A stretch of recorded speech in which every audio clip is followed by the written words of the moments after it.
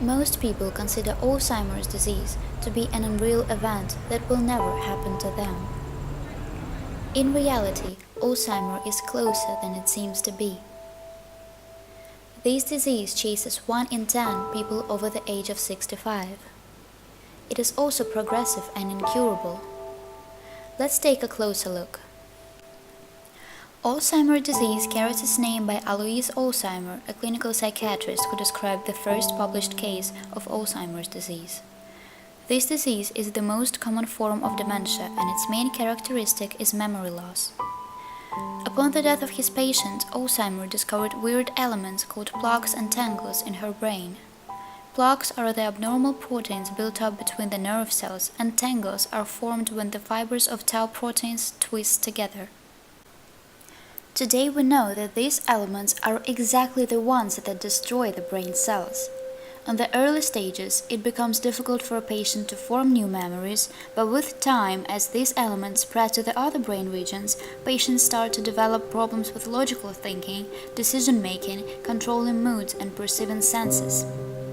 On the latest stages of the disease, people face difficulty remembering their own children. Here is an example. Do you know you're my mama? Uh-huh. You do? Uh-huh. A while ago you said you didn't know you're my mama. Well, you act like my mama. Act like your mama? Mm-hmm. No, I'm saying you're my mama. I'm your mama? Yeah. All right, I'll be your mama. Now, do you think that I would lay here with just anybody? No. I think you want to have to love them if they want to. Yeah, you do have to love them to lay down with them like this. Yeah. It is interesting how the complete understanding of the Alzheimer's disease still does not allow scientists to find a treatment for it. However, identifying and controlling the risk factors will significantly reduce the likelihood of developing the disease. Aging is the major factor, but what are the others? Another risk factor of the Alzheimer's disease could be the increased levels of a non-protein in patients' blood called homocysteine, which causes brain shrinkage and atrophy. Luckily, homocysteine levels are affected by B12, B6, and folate, which are all the forms of the vitamin B.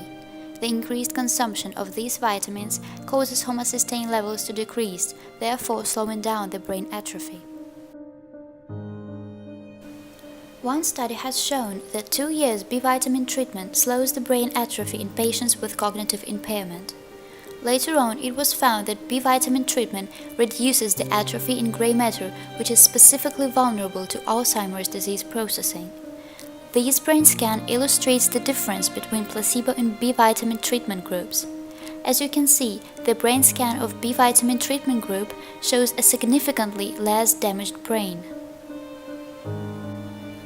The deficiency of those 3 B vitamins is exactly the cause of the increased homocysteine levels, so in order to avoid the increased levels of homocysteine, one should try to avoid this deficiency by supplementing B vitamins.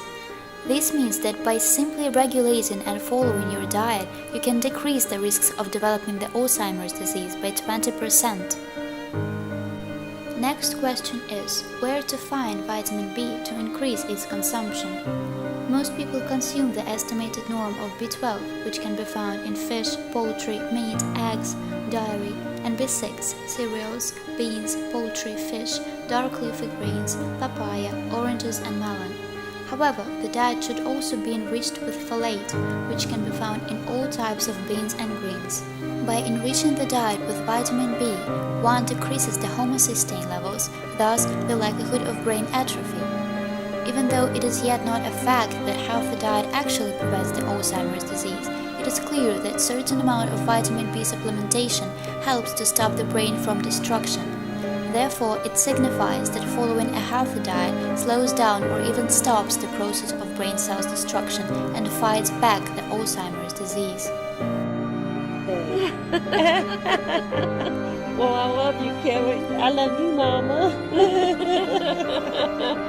I thought a while ago you didn't know who I was.